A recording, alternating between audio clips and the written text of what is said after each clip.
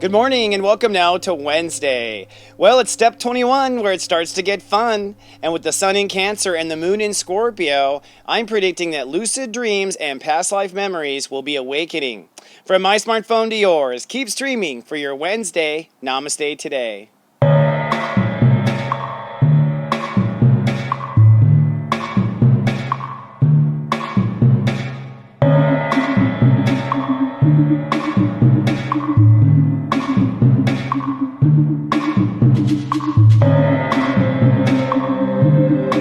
Welcome to Namaste Today, a positive way to start your day. I'm your host and spiritual life coach, stepº21. My modality is psychic astrology, and my mission is to stand in my heart, walk in the light, and now to help inspire peace. Namaste, my friends, and welcome now to Wednesday. Well, this is my favorite step in the whole zodiac, step 21, when it starts to get fun. Now, before it can get fun, you have to fortify your emotions, but once you do, I'm predicting you're going to be opening up a lot of deep past life memories and perhaps some lucid dreaming. But before we talk about that over tea, let's take a look at today's zodiac weather. This zodiac weather is for Wednesday, July 13th, 2016. Well, looking ahead at the 5-day moodcast, tomorrow it's going to be showers with a chance of enlightening your soul. On Friday, it's going to be overcast and seeking self-love. And on Saturday, you will be sunny and very focused. But today, I predict it'll be partly sunny with a chance of light summer showers. It's going to be a little bittersweet because our moon, our heart, is opening up to love. Now, the Great Human Walk is at step 21, Cancer. That means our ruling channel today is channel 3. And that means our ruling planet today is the planet Jupiter, or expansion. Now, our emotional focus will be fortifying ourselves to avoid fear. That's because the moon is transiting Act 2 of Scorpio, very deep. And our mental focus is searching for self-love, because Mercury is at step 1 Leo. So we are thinking about loving ourselves or not, which might be the problem. Now, since the Sun and Mars are trining in Scorpio and we have such powerful transits going on, today in our tea time I thought I'd talk about some deeper topics, namely some past life adventures. So grab your tea and let's have our tea time.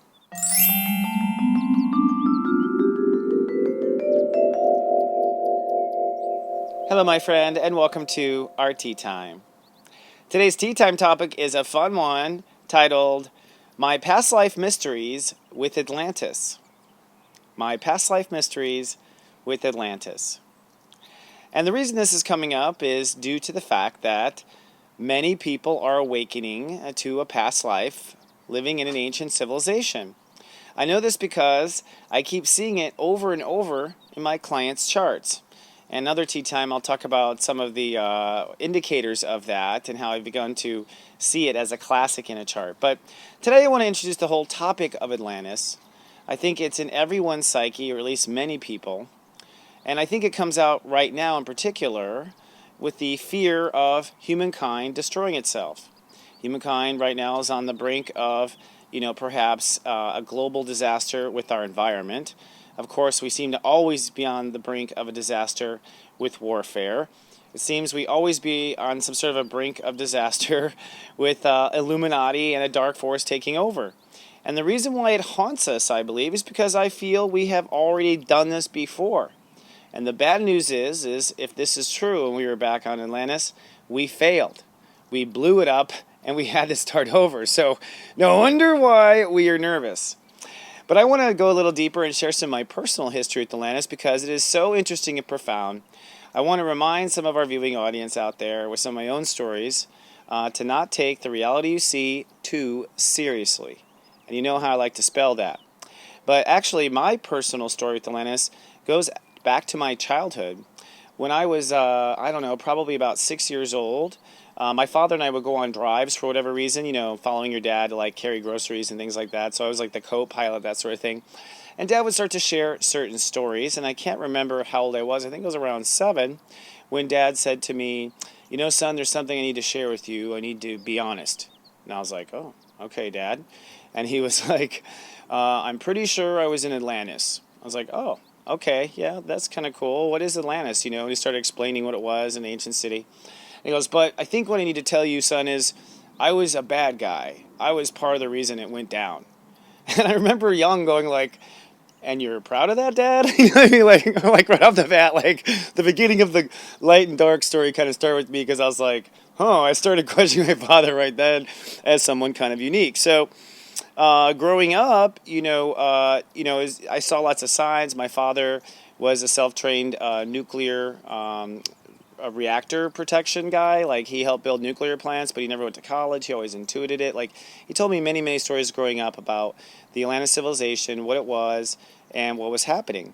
So it was fascinating, and I'm going to share all these details as they unfold. But some of the interesting details that definitely came out was my father was convinced that Atlantis was absolutely at the tip of Florida, now known as Bimini. Edgar Cayce had also said this, but he had psychically sensed this too from his own past life. My dad was a Pisces and had and he had a Scorpio moon, so he could really tune into some of the deep truths of life energetically, and he known what he had been. I now know that I think he was preparing me for my life, this life, obviously, to be in the light, and part of that was with his generosity, really, in some ways not, of sharing kind of how dark energies work. So I feel very equipped with how dark wizards do their thing. But we'll unfold here in little episodes about what I know about Atlantis, what I've been taught about Atlantis. But I want to go on to share yet some more interesting stuff because this is a fascinating thing. Now, basically, from what I understand, and we'll talk about this some more, but the idea of the matriarch and the patriarch, we went from a matriarchy to a patriarchy, happened actually with the destruction of Atlantis. From what I understand, ancient Atlantis was basically a bunch of 14-year-old schoolgirls, according to my mom. It was very innocent, literally girls playing, feminine ruled, mostly female, total peace, harmony, oneness, like sounds like a total episode of something that Kirk would stumble upon in Star Trek, you know what I mean? Like, and take full advantage, right? That's in our psyche. So then I believe, from what I understand, we had an infiltration of dark energy that came to the Earth, probably the Anunnaki, if you know any of that history, we'll bring it up another time.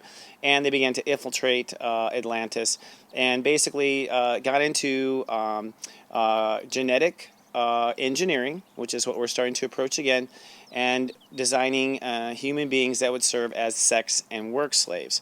This was what the darker Anunnaki or government or men were coming up with when they found this little virgin isle. So we won't get into all the details on the politics. I'm just planting interesting seeds. But before I leave you with this first part, I will fast forward up a bit. My dad spoke, my whole life of Atlantis and his part and whatnot.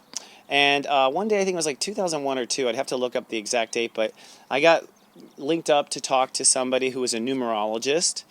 And I went in for a numerologist reading, this woman in Los Angeles, California. It was all by word of mouth that we got set up. And she basically entered her home, and we, did some clearing. And she went down into a deep breath, And when she came back, she looked scared as hell. And I was like, what? What? What? Made me super nervous. Like, what is it? And she was like, your father. And I was like, oh yeah, what about my dad? And she was like, your father. He was the dark force that killed me, my fiance, and everyone in Atlantis. It just held a stare. And I was like, And this is where I'm going to leave this little hook here and say we'll continue the story tomorrow, because I definitely have to go in to do our megascope.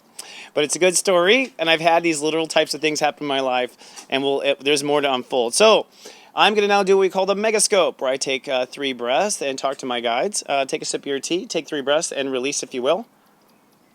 When I come back, I'll have some guidance for you to get you on your day.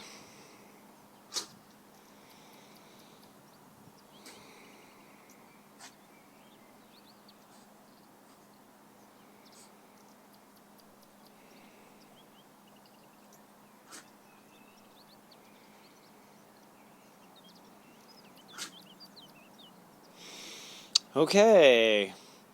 Well, Spirit is very optimistic as always, which is always something enlightening for me too. Bless you, Bella. And today's Spirit is talking about really Jupiter, which is the ruling planet of the day, and the one that they wanted me to speak about, which is expansion. Today with the moon in Scorpio, you may feel restricted, like wanting to collapse and go in, but really that is just your vulnerability, okay, like where you need protection. But really, Spirit has just the opposite intention for you today, to fortify your feelings and then allow yourself to have the strength to explore and go outward. Jupiter's all about more than you know. And today it will be feeling past what you've known before. It may feel a little uncomfortable, it may feel a little foreign, but just because it's different doesn't mean it's bad. So what you want to do is listen to your feelings and ask your heart, do we like this or not? And if we do, you're on to step 21, or it starts to get fun. So without further ado, let me leave you with 3 steps for your day. Step 1, fortify your emotions today. That means protect and shelter them for where they are vulnerable. Step 2, fill your heart with love. Think of something you love, eat some chocolate, but get into that loving spirit. And step 3, follow the sun of fun. The sun of fun is, this looks fun, and now this looks fun, and now this looks fun. Okay, it's like a toddler wandering around a room for shiny objects. Follow the sun of fun. For those watching over my personal Sensei network, today in your pep talk, I'm gonna give you guides on how to talk to your inner prince or princess. So how do you talk to your inner prince or princess? Sensei has some advice. And at 3 o'clock, what kingdom or queendom is your inner child from? And this is literally where you energetically come from in your 5th house in your natal chart. Now for everyone, hey, it's a great time to join a safe community like stepº21. Membership has its privileges. We've just installed a private chat room, or really just allowing us to have a safe space to explore your light. Come on down to stepº21. You can start for just $1.99. And lastly, I will just say, hey, I love you. I'm so grateful to be of service. Please remember to live in your heart, and I will see you in 24 hours with more. Until then, once again, I love you. Live, love, be.